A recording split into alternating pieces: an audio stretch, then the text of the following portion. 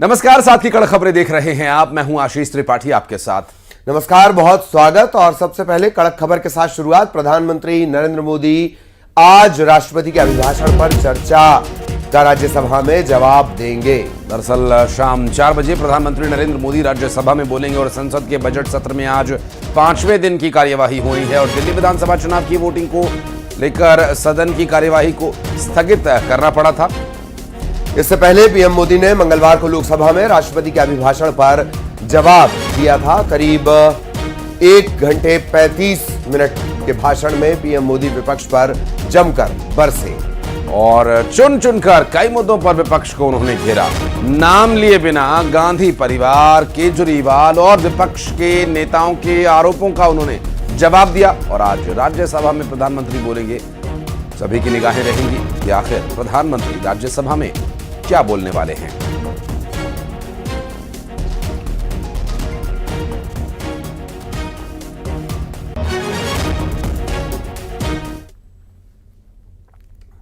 और मऊगंज जिले के नईगढ़ी में गोली चलने से सनसनी फैल गई। फायरिंग में एक युवक घायल भी हुआ है। बाइक पर आए 3 बदमाशों ने ये फायर किया। दरअसल दुकान से घर जा रहा था एक शख्स और फायरिंग के कारण का अभी तक पता नहीं चल सका है कि आखिर फायरिंग करने के पीछे की क्या वजह हो सकती है। ये पूरा मामला सामने आया जहां 3 बदमाशों ने फायर किया, ऐसा आरोप है। और दुकान से घर जा रहे एक शख्स पर फायर किया गया और अभी इस पूरे मामले में अभी क्या हालत है उस शख्स की जिस पर फायर किया गया, इस बारे में और डिटेल्स आप तक पहुंचाएंगे। मऊगंज जिले की यह घटना जहां फायरिंग में एक शख्स के घायल होने की जानकारी मिल रही है।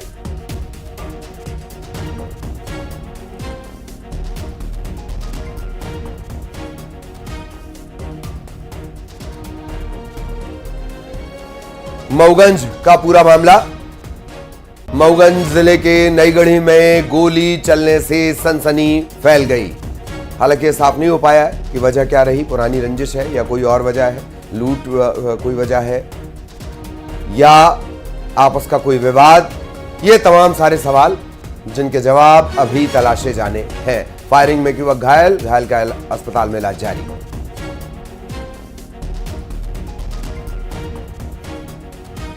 गोली लगने की वजह से घायल हुए शख्स को हॉस्पिटल में एडमिट करवाया गया इलाज के लिए। अपनी दुकान से लौट रहा था घर की तरफ जब उस पर हमला हुआ। इधर इंदौर में एक एसआई के साथ मारपीट हो गई है। दरअसल 4 युवकों ने एसआई के साथ मारपीट की। बाणगंगा थाना में तैनात है ये एसआई।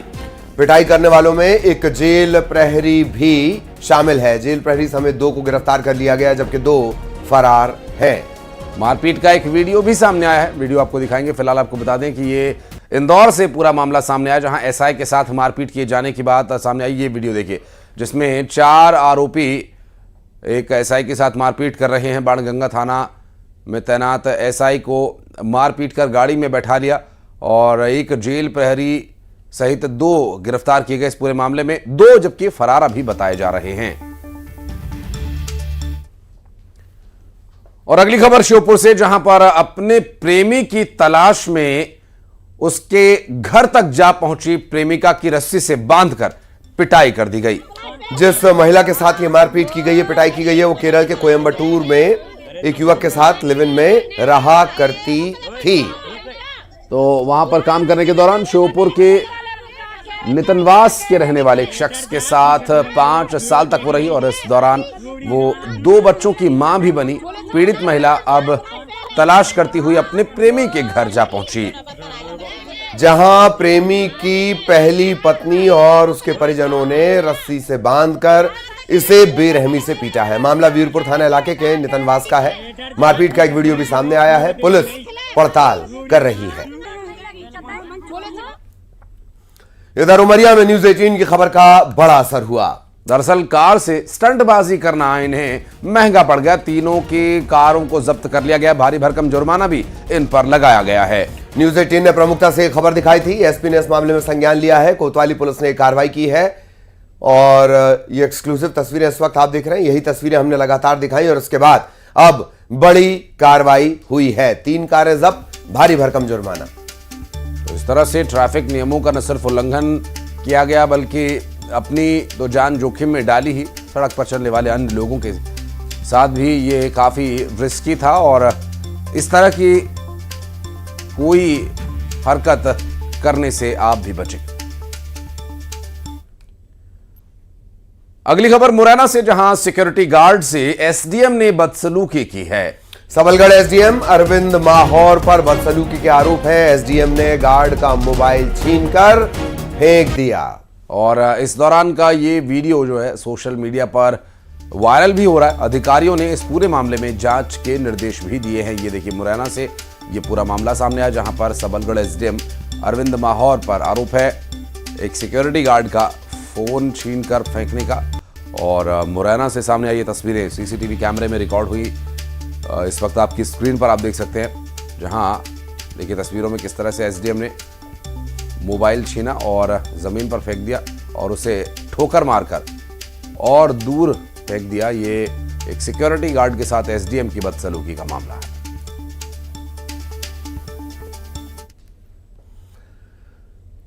इधर विदिशा में सड़क हादसे के बाद गुस्साए लोगों ने बस को ही आग लगा दी। दरअसल बस ने सिरौंज में रोहिलपुरा चौराहे के पास एक नाबालिग को टक्कर मार दी थी, जिससे नाबालिग की मौत हो गई थी। इसके बाद गुस्साई भीड़ ने बस को फूंक दिया।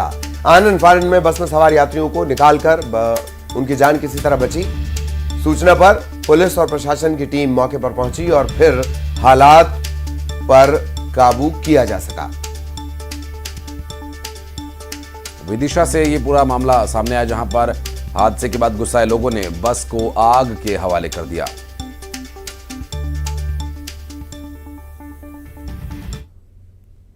और अगली खबर निवाड़ी से, जहां निवाड़ी जिले के पृथ्वीपुर में एक शराबी के साथ क्रूरता किए जाने का मामला सामने आया है। सीसीटीवी वीडियो में आपको नजर आएगा किस तरह से एक शराबी सड़क किनारे लेटा हुआ था और तभी एक युवक आता है, शराबी के गले में तौलिया बांधता है और सड़क पर उसे घसीटता हुआ लेकर जाता है, सड़क के बीच लिटा देता है। हालांकि ये सब कुछ वहां पर लगे हुए सीसीटीवी कैमरे में रिकॉर्ड हो गया और उसके बाद शराबी करीब 20 से 25 मिनट तक सड़क पर बेसुध पड़ा रहा। हालांकि कुछ देर बाद एक शख्स वहां आया और शराबी को सड़क से उठाकर सड़क से दूर किनारे ले जाकर उसने बैठा दिया। और यह पूरी घटना पृथ्वीपुर कस्बे के सामुदायिक स्वास्थ्य केंद्र की बताई जा रही है। इधर खंडवा में नेशनल हाईवे पर बड़ा हादसा हुआ। 6 लोग इसमें घायल हुए हैं, बच्चे समेत 3 की हालत गंभीर है। इस हादसे में कार एक नहीं, 2 नहीं बल्कि 3 बार पलटी और घायलों को मेडिकल कॉलेज अस्पताल में भर्ती कराया गया। खरगोन के मंडलेश्वर के रहने वाले सभी बताए जा रहे हैं। खंडवा से सामने आई ये पूरा मामला, जहां इस दुर्घटना में 6 लोग घायल हुए बताए जा रहे हैं, जिसमें बच्चे भी शामिल हैं।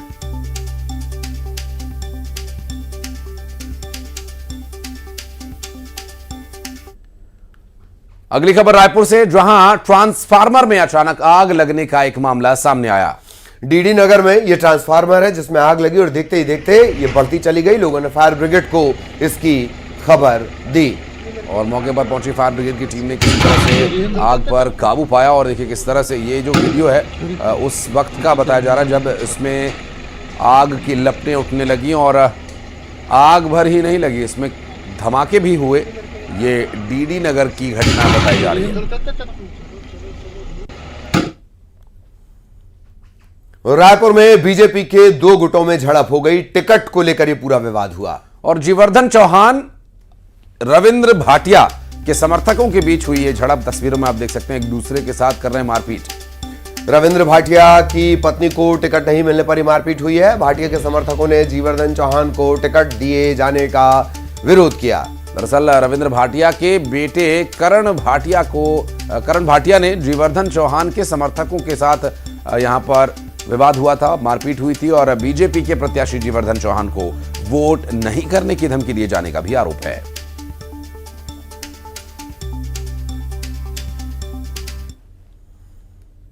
जबलपुर में एक बुजुर्ग महिला मंदिर से दर्शन करके घर लौट रही थी कि इसी दौरान बदमाशों ने पहले बुजुर्ग महिला को अपनी बातों में उलझाया और फिर जैसे ही बुजुर्ग महिला उनसे बात करके अपने घर की ओर लौटने लगी तो एक बदमाश ने दौड़कर गले से सोने की चेन खींच ली। पास ही लगे सीसीटीवी कैमरे में चेन स्नेचिंग की ये पूरी वारदात रिकॉर्ड हुई है। अज्ञात बदमाशों की तलाश के लिए अब सीसीटीवी फुटेज के आधार पर पुलिस ने पड़ताल शुरू कर दी है।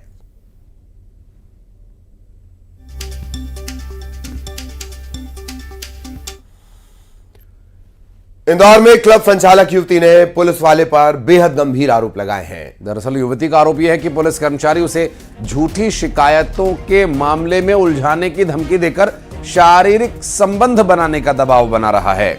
पुलिसकर्मी ने अपने एक दोस्त के जरिए रुपए लगवाकर जबरन क्लब में पार्टनरशिप ले ली। अब अनर्गल दबाव बनाकर उसे संचालित करने से रोका जा रहा है। दरअसल ये मामला विजयनगर स्थित शोषा क्लब का बताया जा रहा है, जिसके संचालक एक युवती है, जिसने आरोप ये लगाया कि विजयनगर थाने में तैनात एक आरक्षक अमित अग्रवाल जो इस तरह की हरकत कर रहा है और क्लब संचालन करने की एवज में अनुचित मांग कर रहा है। मैं गई थी, पर सर मुझे ना शिकायत में एक तो जो यहाँ के आरक्षक है अमित कुमार अग्रवाल जी, उनके खिलाफ लेकर के आई थी, क्योंकि 15 तारीख से वो मेरे को बहुत परेशान कर रहे हैं और उन्हीं ने सारी राजनीति खेल करके और सब चीजें मुझे धमकी दी है उन्होंने कि मैं किसी ना किसी चीज में तुम्हें फंसा दूंगा, झूठे केस में फंसा दूंगा, मैं बताता हूँ मैं क्या कर सकता हूँ, मैं पुलिस वाला हूँ। ये विजयनगर में पदस्थ कांस्टेबल अमित अग्रवाल के खिलाफ कल जन सुनवाई में एक कंप्लेंट आई है। एक महिला आई हुई थी जिनका कहना था सोशा और बार से रिलेटेड चीजों में उनकी संलिप्तता है। वो पैसे के लेन देन के संदर्भ में भी चीजें बताई गई थी। इस संदर्भ में सीपी साहब ने स्पष्ट निर्देश एसीपी विजयनगर आदित्य पटले को दिया है कि इसकी जांच कर ले, तथ्य जो भी आएंगे जांच में उसके अनुरूप कार्रवाई की जाएगी। निकाय चुनाव को देखते हुए पुलिस बेहद सख्त है। रायपुर में पुलिस ने चाकूबाजों का जुलूस निकाल दिया। दरअसल पुलिस ने 50 चाकूबाजों से सड़क पर ही उठ बैठ करवाई और इसमें कई आदतन अपराधी भी शामिल हैं। क्राइम ब्रांच इनसे पूछताछ भी कर रही है, समझाइश इन्हें दी जा रही है। निकाय चुनाव है, आचार संहिता लागू है, कोई उपद्रव नहीं करना है।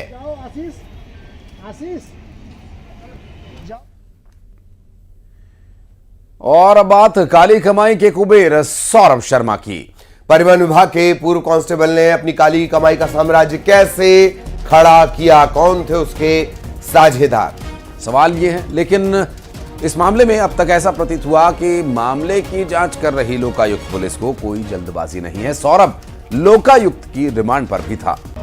कहा जा रहा है कि इस दौरान लोकायुक्त को कई सवालों के जवाब नहीं मिले। इसके बाद भी लोकायुक्त पुलिस ने सौरभ की रिमांड बढ़ाने की कोई कोशिश नहीं की और अब जेल में ही जो न्यायिक हिरासत में सौरभ और उसके सहयोगी हैं उससे पूछताछ की जाएगी। सौरभ शर्मा को लेकर पूर्व मुख्यमंत्री उमा भारती ने भी एक पोस्ट लिखा और उमा भारती ने लिखा कि उन जांच एजेंसीज के लिए ये परीक्षा की घड़ी है कि ये बात कहीं खत्म कर देते हैं या गहराई में जाकर असली महाअपराधियों को पकड़कर प्रमाण जुटाकर उन्हें कठोरतम दंड दिला देते हैं।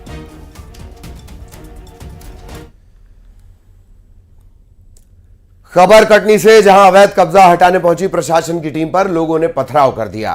दरअसल पथराव में एक शख्स घायल हुआ है तो वहीं कब्जा हटा रही जेसीबी का कांच टूट गया।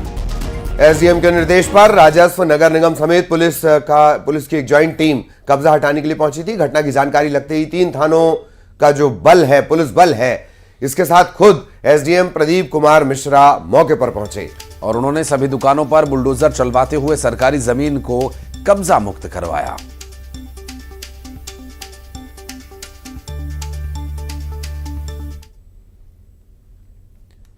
तो वहीं ग्वालियर में जमीन विवाद में परिवार में खूनी संघर्ष हो गया।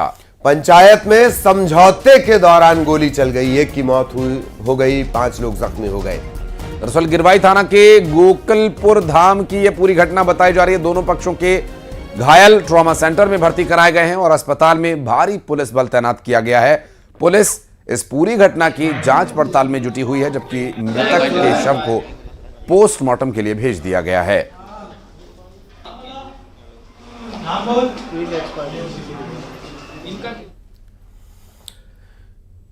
इधर शिवपुरी जिले में सरकारी टीचर सुरेश सिंह भदौरिया के घर ईओडब्ल्यू ने 10 घंटे तक कार्रवाई की है और इस दौरान उनके पास 8 करोड़ रुपए की अवैध संपत्ति के बरामद होने की जानकारी भी मिली और साथ ही लाखों रुपए का कैश, सोना चांदी भी मिला।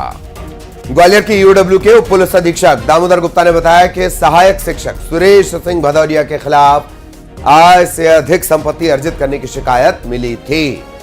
और इसके बाद 24 सदस्यीय टीम ने 25 पुलिस कर्मचारियों के साथ इस पूरी रेड को अंजाम दिया। रायपुर में पुलिस ने 13 साइबर ठगों को गिरफ्तार कर लिया है। दरअसल साइबर सेल ने ऑपरेशन साइबर शील्ड चलाया और अब तक 85 आरोपी गिरफ्तार किए जा चुके हैं। बैंक खातों के जरिए साइबर ठगी को यह अंजाम दिया करते थे। बैंक अकाउंट उपलब्ध कराने का ये काम किया करते थे और इस बैंक अकाउंट को गलत तरीके से इस्तेमाल किया जा रहा था। रायपुर से ये पूरा मामला सामने आया और इन दिनों जो हम ऑनलाइन ठगी की वारदातें देख रहे हैं, कुछ इसी तरह के लोग इनके पीछे हुआ करते हैं और रायपुर से सामने आया एक बड़ा मामला। और खबर बैतूल से, जहां पर आठनेर में एक घर से प्रतिबंधित मांस बरामद किया गया है। एक युवक के पास ये प्रतिबंधित मांस मिला है। हिंदू संगठन के लोगों ने थाने का घेराव किया है। पुलिस ने तत्काल इस शख्स को हिरासत में लिया और मांस के सैंपल जांच के लिए लैब भेज दिए गए हैं। पुलिस ने सख्त कार्रवाई का आश्वासन दिया, तब कहीं जाकर हालात सामान्य हुए।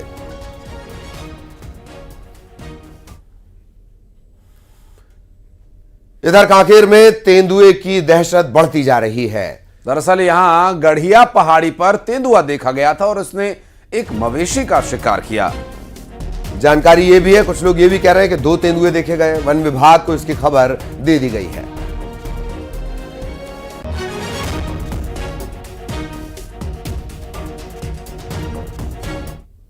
वो क्या तेंदुआ दिखाई दिया है सबका? हाँ, तेंदुआ 2 ठोक दिखा, सुबह भी दिखा था, अभी भी दिखा है दोपहर में। हाँ हाँ। और किसी को नुकसान पहुंचा है? अभी नुकसान तो किसी को नहीं पहुंचाया है, बाकी डर है पहुंचाने का। हाँ, कितने दिन से देखा जा रहा है? कल से दिख रहा है। कल से दिख रहा है। तेंदुआ आया है सब? हाँ, तेंदुआ सुबह भी देखे थे और अभी भी थोड़ी देर पहले आया था बैल को पकड़ने यहाँ पे सामने नदी पे। उसके बाद फिर तुरंत फिर पहाड़ी पे चढ़ गया। उसको पकड़ते हम ही लोग देखे, नीचे उतरा। अगली खबर ग्वालियर से, जहां पर कलेक्टर की जन सुनवाई में एक हैरान कर देने वाला मामला सामने आया। जन सुनवाई के दौरान स्ट्रेचर पर एक बुजुर्ग महिला पहुंची। कलेक्टर से कहा, मैडम मुझे मेरे बेटे बहू से बचा लीजिए। उन्होंने कहा कि ये बहू और बेटे द्वारा प्रताड़ित किया जाता है। दरअसल माता महलगांव इलाके की रहने वाली बुजुर्ग साधना द्विवेदी कैंसर से जूझ रही है और उनका कहना है कि बीमारी से ज्यादा उन्हें उनका छोटा बेटा और छोटी बहू दर्द दे रहे हैं। 2 बेटे हैं। मेरे पति का देहांत हो चुका 2021 में 15 मई को। कोरोना में चले गए। मैं किडनी पीड़ित हूँ। मेरी एक किडनी 2019 में 2 जनवरी को ऑपरेशन हो चुका। राइट किडनी निकल चुकी है। साधना द्विवेदी, छोटा बेटा बहू मारता। भोपाल में संविदा स्वास्थ्य कर्मचारियों ने प्रदर्शन किया है। दरअसल प्रदेश के अलग अलग जिलों से आए संविदा स्वास्थ्य कर्मचारियों ने अपनी कई मांगों को लेकर प्रदर्शन किया। संविदा स्वास्थ्य कर्मचारी एनएचएम कार्यालय के बाहर प्रदर्शन कर रहे हैं। 2023 संविदा नीति लागू करने की मांग की जा रही है। और 2028 में विधानसभा चुनाव, टीएस सिंहदेव के नेतृत्व में लड़ने वाले बयान पर कांग्रेस में घमासान मचा हुआ है। महंत के बयान पर भूपेश बघेल ने कहा कि उन्हें इसकी जानकारी नहीं है। 2028 विधानसभा चुनाव किसके नेतृत्व में लड़ा जाएगा, यह तय करने का काम राष्ट्रीय नेतृत्व का है। तो वहीं महंत के बयान पर सिंहदेव ने कहा कि महंत जी के बयान में कोई सच्चाई नहीं है। ऐसे में निर्णय पार्टी हाईकमान से आते हैं और लोकल स्तर पर यह बात कही गई होगी। उन्होंने ये भी कहा कि इस पर यहीं विराम लगाना चाहिए। नेता प्रतिपक्ष चरणदास महंत ने अपने बयान पर यू टर्न लिया और कहा कि निकाय चुनाव को लेकर उन्होंने बयान दिया था। मंच में उपस्थित पूर्व विधायक श्रीमती ममता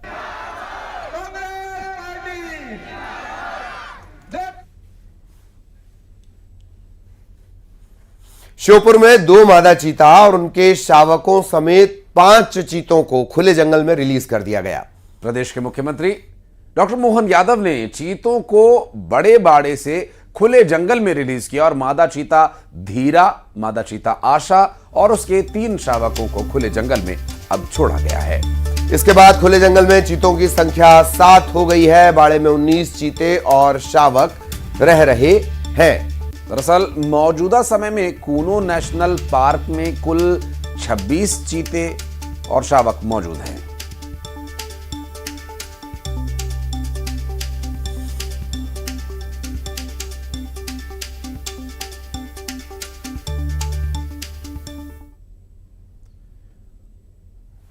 अगली खबर, उमरिया के बांधवगढ़ में हाथियों का झुंड देखा गया तालाब पर पानी पीते हुए। खितौली जोन में दर्राहा तालाब में हाथियों का यह झुंड अपनी प्यास बुझाने के लिए पहुंचा था और इस दौरान वहां पर मौजूद पर्यटकों की इस दृश्य को देखकर जो प्रतिक्रिया है वो काफी संतुष्टिजनक है, क्योंकि इस दौरान मौजूद पर्यटकों ने उनका वीडियो बनाकर सोशल मीडिया पर अपलोड किया। उमरिया से तालाब पर प्यास बुझाते हुए हाथियों के इस दल को देखना किसी भी प्रकृति प्रेमी के लिए अपने आप में एक संतुष्टिजनक एहसास।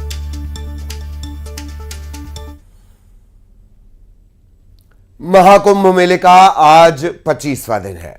देश ही नहीं दुनिया भर से श्रद्धालु यहां लगातार आ रहे हैं और पवित्र स्नान कर रहे हैं। बुधवार को भी श्रद्धालुओं की भारी भीड़ रही। कल रात तक की बात कर ली जाए, 8 बजे तक की 67,68,000 श्रद्धालुओं ने आस्था की डुबकी लगाई। 10 लाख कल्पवासी 57,68,000 श्रद्धालुओं ने स्नान किया। 5 फरवरी तक महाकुंभ में 38,97,00,000 लोग स्नान कर चुके हैं। 26 फरवरी महाशिवरात्रि तक महाकुंभ का आयोजन होना है।